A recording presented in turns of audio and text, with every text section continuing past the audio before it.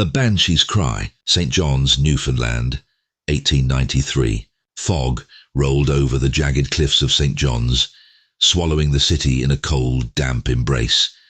The narrow cobblestone streets, illuminated by flickering gas lamps, were eerily silent. Rumours had been circulating for weeks. Prominent figures were dropping dead, and with every new death one tale persisted, the Banshee's wail.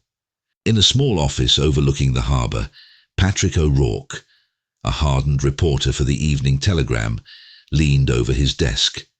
His paper was scattered with notes on the latest death, but none of it made sense. The deceased was Samuel Winters, a wealthy shipowner and philanthropist. Winters had been healthy, his death sudden and shocking. The townspeople whispered of the Banshee's cry being heard the night before he was found. A bad omen. But Patrick didn't believe in superstitions. It's just hysteria, he muttered to himself, lighting his pipe. But as he stared out the window, past the creeping fog that seemed to smother the city, doubt gnawed at him. For weeks, citizens claimed they had heard the wailing, a high-pitched, mournful sound that chilled the bones. Winters wasn't the first, he wouldn't be the last. Patrick's editor, John Callahan, a no-nonsense man with ink-stained fingers, had told him to drop the Banshee angle. Stick to the facts, Callahan had barked. None of this ghost nonsense. But facts weren't enough anymore. Too many prominent citizens had died in the last month, politicians, business moguls and clergymen.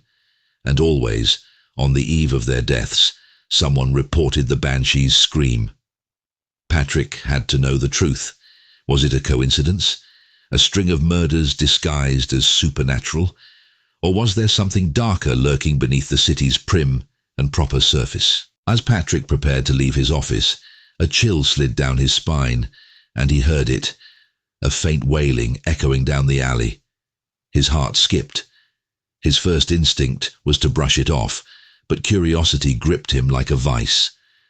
He grabbed his coat and hurried down the stairs, stepping into the fog-laden streets. The sound was clearer now, a mournful cry that seemed to wrap around him, pulling him toward a part of the city he rarely visited, the Battery, where the waves crashed relentlessly against the cliffs. The old fishing district was shrouded in darkness, a place where forgotten souls and old superstitions lingered. Here stories of the Banshee seemed more plausible, even to a skeptic like Patrick. As he rounded the corner, he saw a figure, a woman pale as death, standing at the edge of the cliff. Her long white hair blew in the sea breeze, and her eyes were hollow, staring into the distance. Her lips moved, but the wail didn't come from her mouth. It came from everywhere and nowhere, filling the air with sorrow and foreboding. Patrick froze, unable to move or speak. His breath came in shallow gasps as the figure turned to face him. Her eyes locked with his, and in that moment, Patrick understood. He was next. The next morning, St. John's woke to shocking news. Patrick O'Rourke, one of the city's finest reporters, was found dead near the Battery. His body lay lifeless on the cobblestones, his face twisted in a mask of terror. Witnesses swore they had heard the Banshee's cry the night before, but the paper wouldn't print that. Weeks passed, and more deaths followed, prominent citizens each marked by the cry. The Banshee of St. John's, once whispered about in pubs and on street corners, became a shadow over the city. The people no longer walked alone at night, for fear that they too might hear the wail and meet their end. No one ever spoke of Patrick again. His articles were left unfinished, his questions unanswered. But the Banshee's cry continued, haunting the streets of St. John's, a chilling reminder that death does not come without warning.